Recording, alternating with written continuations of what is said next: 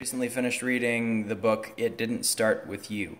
And he's talking about, in that book, he's talking about generational trauma that gets passed down sometimes for three generations: great grandmother, grandmother, mother, and then the kid deals with it. The kid of the mother deals with it. And it was just a really, really interesting book with so much anecdotal evidence in my own life that I could point to, but also really, really strong evidence in his writing and the stuff that he compiled and everything that he put together. It was just incredibly done. The book has a lot of drills and exercises that you can do to deal with generational trauma that you're experiencing or that you're reliving or that you're trying to resolve, because the deal is that the trauma has to be resolved somehow, and that if the grandmother or the great grandmother or your mother didn't deal with that trauma, then chances are you'll deal with it, even if the trauma did not, even if the initial instance of the abuse or the trauma didn't happen to you specifically. You will still carry in your body and in your emotions and how you react the response that the emotions, the response, the whatever that the person who experienced that trauma firsthand felt. So an example that he gives in there is of a girl who was at the age of 27, she started experiencing crippling depression, started imagining committing suicide in a very specific way. She said she wanted to vaporize herself and kill herself by jumping into a vat of boiling steel, which is just a really specific way to die. And she knew she was in trouble. She knew she had issues, and so she went and she talked with this therapist, and he walked her back through her generational history, and she remembered vaguely hearing a story about her grandmother or maybe her great grandmother, who at the age of 27 watched her entire family be herded into the gas chambers and vaporized, and killed with gas. And as soon as he walked her back through that history, she knew that was what she was reliving, and the depression disappeared, and everything kind of just went away, and she was able to resolve it with speaking as if her grandmother was standing in front of her, visualizing her grandmother standing in front of her and saying, I'm giving this pain back to you. I can't carry it for you. I love you, and we're together in this. And it was really powerful. Anyway, and that resolved her issues without drugs, without treatment, without, all that stuff. It was just, he was able to work her through the generational trauma that she was carrying for her grandmother, who never dealt with it and did not have the tools to deal with it. Anyway, I loved the book. It was really, really interesting. He got into the relationship between the mother and the child and how that affects, and in the formative years, so from 0 to like 2 and obviously up to like 7, and how that how the distance or closeness of that relationship, or the codependence or interdependence of that relationship, affects the child and how they develop relationships and how they develop as people, and how they can either ruin lots of relationships because of the distance between them and their mom, or not have very long-lasting relationships because of that, or just dysfunction in relationship because they didn't have that the close relationship that a child needs with their primary caregiver, who is usually the mom. He didn't speak as much about the dad. Basically, he said, go and resolve your shit with your dad. But with the mom, it was super, super important because she's so close and she bore you, and everything, and all the genetics and everything that come down through the mother's line are so powerful. And so resolving those issues with your mom is very, very important to helping ensure, or helping you be able to keep long-lasting and meaningful relationships, instead of bulking away from responsibility of a relationship, or the trust required for a long-term relationship, or the ability to open up and share yourself in a long-term relationship, whether it be marriage or friendship or whatever. He also talked about the reticence of people to have children. So people who have become were distant from their mom, or their mom was distant from them, or didn't have the emotional tools to be emotionally connected, even if she was physically there, or whatever dysfunction happened between the mom and the child.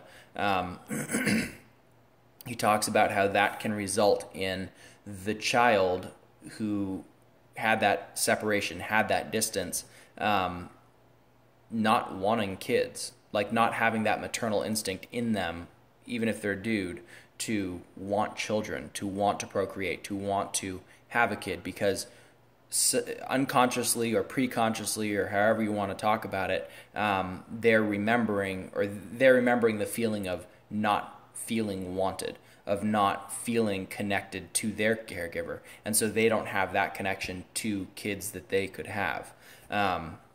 Really, really interesting insight, and eye-opening for me, and I really appreciated it. And it definitely, it opened my eyes for sure, and got me talking and thinking with my mom. The beauty of the relationship that I have with my mom is that I am able to sit and talk with her about this stuff without her taking it as an insult or a challenge or blame or anything like that. And that's something that we've cultured over time. We were distant. When I was a kid, we were distant in a way. It wasn't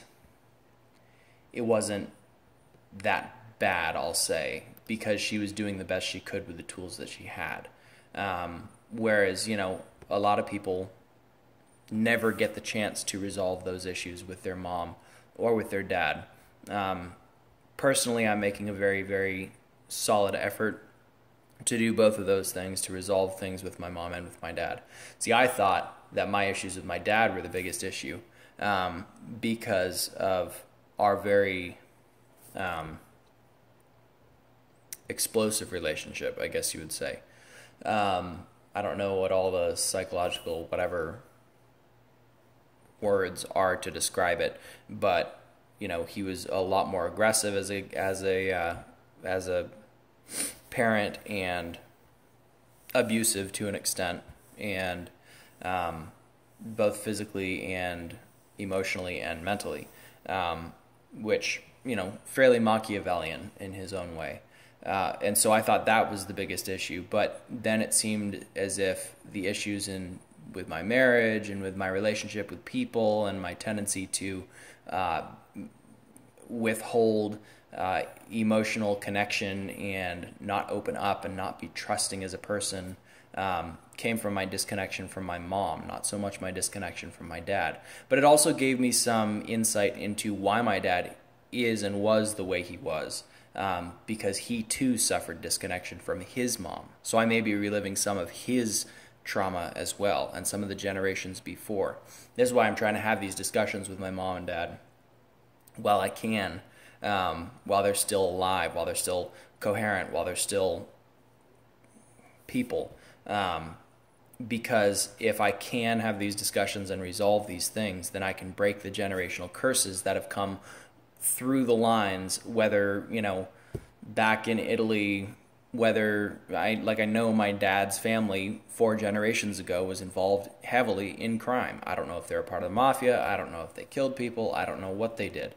But somewhere along that line, there's a deep anger and a deep rage that was planted in me before I ever had a chance to even develop anything to be angry about.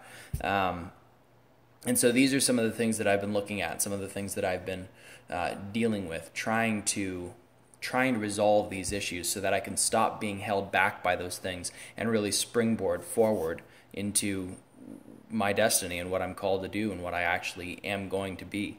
And so if, it's in an attempt to free myself from the chains of the past generations, I am trying to resolve these things, not just ruminating on the past, not just going over, oh, well, this makes me feel a certain way, and oh, I'm triggered by this, and oh, I'm just so, I'm not trying to be like a Gen Z or millennial kid. I am technically a millennial, but I don't want to succumb to that kind of attitude.